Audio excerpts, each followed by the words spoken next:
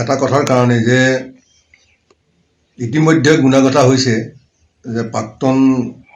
কংগ্ৰেছৰ দলৰ ৰাজ্যিক সভাপতি ভূপেন বৰা ডাঙৰীয়াই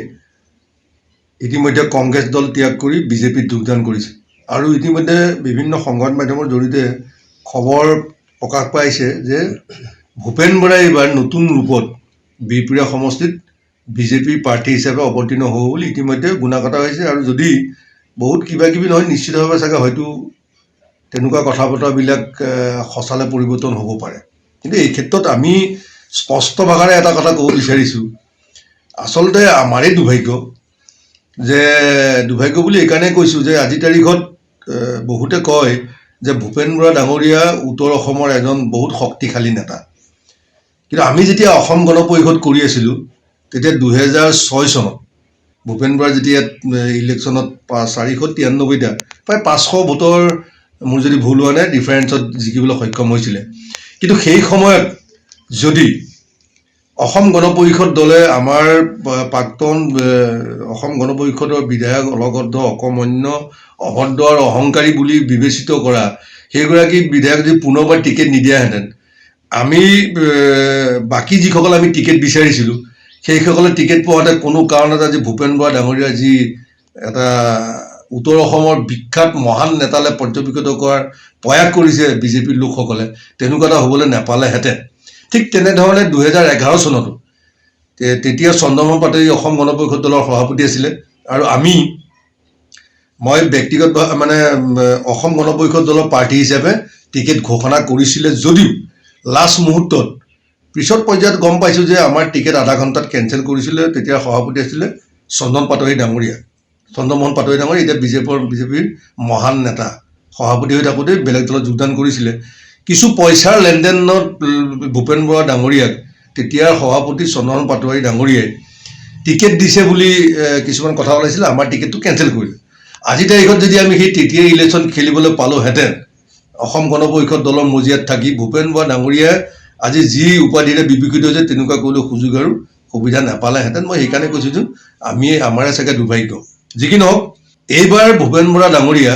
আচলতে তেওঁলোক নতুনকৈ আহিছিলে যে ভূপেন বৰা ডাঙৰীয়া যেতিয়া প্ৰথম বিধায়ক হৈ যেতিয়া ভূপেন বৰা ডাঙৰীয়া কি ক'ত কিয় বিষয়ত মানুহে বুজিয়ে পোৱা নাছিলে ভাবিছিলে যে কথা কেইটামান ভালকৈ ক'ব পাৰে এই কানি দিব পাৰে এই হাঁহি দিব পাৰে বৰদেউৰী গাঁৱত গৈ পেলাই একদম কানি কাটি ভোট ল'লে মানুহে ভাবিছিলে যে ভূপেন বৰা এজন ভাল মানুহ তেতিয়া গম পালে যে তেওঁ চৰিত্ৰ ফালৰ পৰা একো নাই এগৰাকী একদম মানে এতিয়া কিছুমান কথা ক'বলৈ দিগদাৰ আপোনালোকে কংগ্ৰেছ কৰা ব্যক্তিসকলক সুধিলে গম পাব যে তেওঁৰ এগৰাকী কেনেকুৱা চৰিত্ৰৰ ব্যক্তি তেওঁৰ চৰিত্ৰত কি কি গুণ আছে সেইখিনি কথা সময়ত আপোনালোকে গম পাব প্ৰাৰ্থী হিচাপে প্ৰক্ষেপ কৰাৰ সম্ভাৱনা প্ৰবল আমি প্ৰত্যাহ্বান জনাইছোঁ ভূপেন বৰা ডাঙৰীয়াক আৰু বিশেষভাৱে ব্যক্তিগতভাৱে ভূপেন বৰা ডাঙৰীয়াক আহ্বানো জনাইছোঁ তেখেতে আহক এইবাৰ বিহপুৰীয়া সমষ্টিৰ পৰা ইলেকশ্যন খেলক যি দলৰ পৰাই নহওক বিজেপি দলৰ পৰাই খেলিব বুলি আজি তেখেতটো কনফাৰ্ম হৈছে যদিও মই কৈছোঁ যে যি দলৰ পৰাই নহওক আমি তেখেতক উচিত শিক্ষা দিম এগৰাকী লম্পট চৰিত্ৰৰ ব্যক্তি ভূপেন বৰা ডাঙৰীয়াক বিহপুৰীয়া সমষ্টিৰ পৰা যাবলৈ বাধ্য কৰিছিলে বা যাবলগীয়া হৈছিলে এইটো কাৰণে যে ভূপেন বৰা ডাঙৰীয়াক তেতিয়া আচলতে মানুহে চিনি পাইছিলে কমিশ্যন বৰা হিচাপে এইটো কমিশ্যন বৰা হিচাপে তেখেত বিবেচিত হৈছিলে তেখেতে এতিয়া কৈ আছে যে কিবা আমাৰ খুব ঘোষা কেইটামান গায় আৰু কিবা মানে এই শংকৰদেৱৰ মাধৱদেৱৰ কিবা হেৰি দুটামান গাই পেলাই নিজকে এগৰাকী যেন আধ্যাত্মিকতাৰ ব্যক্তি হিচাপে মানে পৰিৱেশৰ এটা সৃষ্টি কৰিবলৈ প্ৰয়াস আৰু প্ৰচেষ্টা কৰিছে যে ভাবিছে কি যে বিহপুৰীয়া সমষ্টিত 12জন আটা পুৰুষৰ জন্ম হৈছিলে মই কেইটামান ঘোষা গাই দিম